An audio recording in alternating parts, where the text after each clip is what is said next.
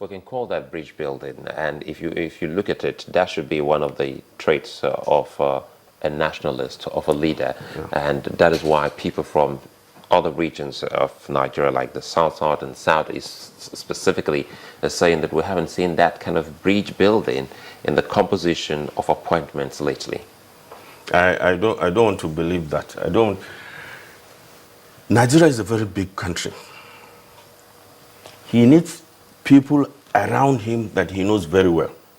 That is agreed. At the same time, he needs to widen it. He needs to ensure that everybody feel he is justly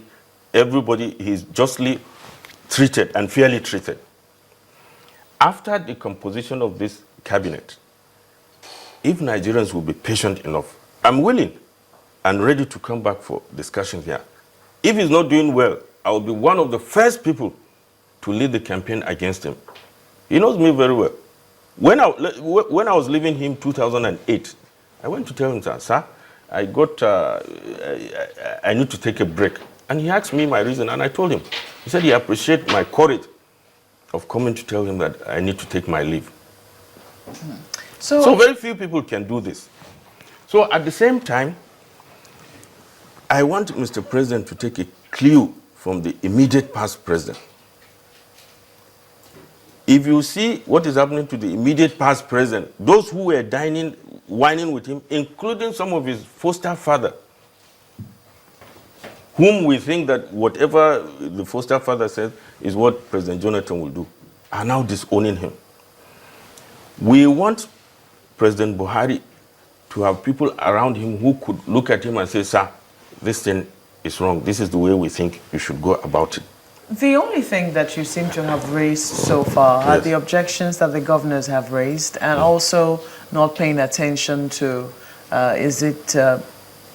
local politics in the manner that, a couple of, maybe a section or an area of a state or a group of people from a particular area in a state, because they also have that problem in Benue as well. You're from Kogi.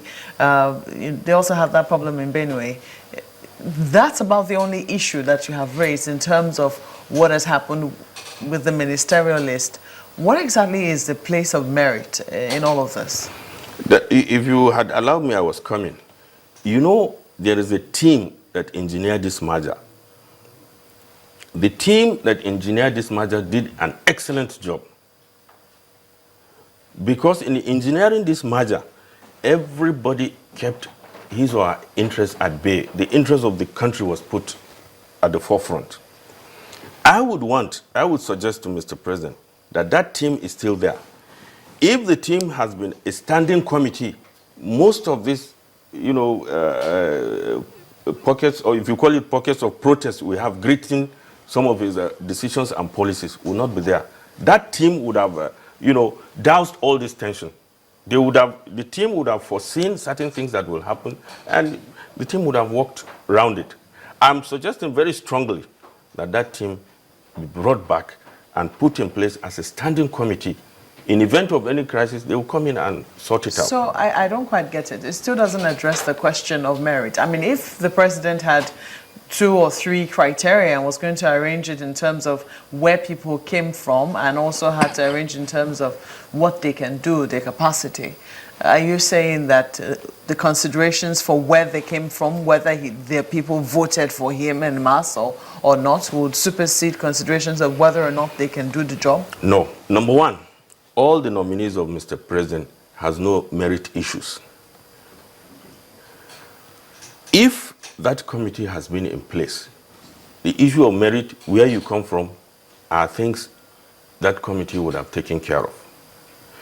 In all the list, Mr. President, all the nominees Mr. President sent to the National Assembly or Ministerial list for confirmation, except for one person that I'm disappointed with. The nominee is from, I think, Oyo or so. He was asked the question on Boko Haram, and he was talking about him having a family that he needs to take care of, as if he's scared of Boko Haram. And I didn't get the total gist, because that was the point I caught when they took the light. I had wanted to get the full gist. But the short gist I got was that I was disappointed. Mr. President in his campaign promised us that he's going to give us his all. And anybody who is interested in serving the government or serving the people of Nigeria, if he or she is not prepared to give us his all or her all, is not fit. So you don't think that the Senate, I mean, that's another area where we should have been looking at in terms of what the Senate, the job that the Senate has done through the ministerial screening. This time around, even though, yes, for those who have been former members of parliament, they were asked to take a bow after very few questions. But for those who haven't been, the Senate did try to be thorough, as it were. Were you satisfied? Yeah, I'm satisfied. If you notice that at the first set of screening, the people, Nigerians were complaining that the Senate were running too fast. And they slowed down and they were doing a thorough job. Except for that nominee that I mentioned now. So far, so good, I'm satisfied. What do you think? But if I have my way, I would have rejected that nominee from Oyo State. Because he's not fit to be Minister of the Federal Republic of Nigeria. If you are not ready and prepared to give us your all, what do you want our security operatives that are in the forefront of this war in the Northeast, what do you want them to say? You can say that they have signed to die in the course of their duty, but they didn't sign to deliberately go and be killed. So I didn't like that. Sorry, Chamberlain, some still would think that some of the excuses or reasons given to, withdraw some of the, especially the nominee from Niger State, was untenable, knowing full well that you have some other states that have the governor and some nominees and even their speaker from the same region. A classic example is even, I think, Delta State, where the governor and one of the nominees are both from the same senatorial district. So if you bring in that for the nominee of Niger State, then one wonders where the party or the presidency sincerity on that particular reason is. That's why I gave you the example of Niger and Sokoto, because they protested. And their governor went to see Mr. President on these issues. Why would the governor of Delta State, why wouldn't he speak up? The president is a listening president. And this is democracy. If you feel unjustly treated, speak out. He has not barred anybody from speaking. I made an example of those two states because they spoke out. And they went as far as seeing Mr. President for correction. That's why I make an example of. Yeah, but if the president has seen that that could be an anomaly, if it's really a reason, or not just the reason that is given to the people, then he would have corrected whatever, other incidences are occurring within his cabinet. That's why I just advise now that team that engineered the merger should come back now as a standing committee to forestall this kind of incidences in the future. If you have that kind of team, this is their duty, because that team is comprises of the various groups. That's assuming they've not been speaking up. Eh? That team, assuming they've not been speaking up. I have not read anywhere or heard or seen anywhere they have spoken out.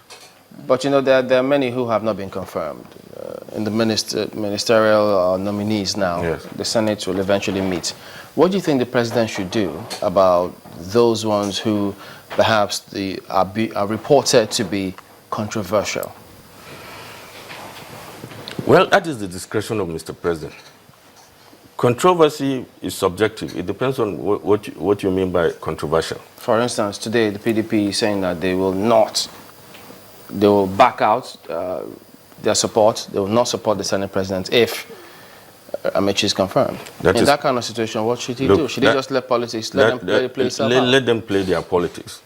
If you have serious issues against Amechi, let them go to the court. If the court is able to convict Amechi, then the president has no moral right to retain him as a minister. Simple.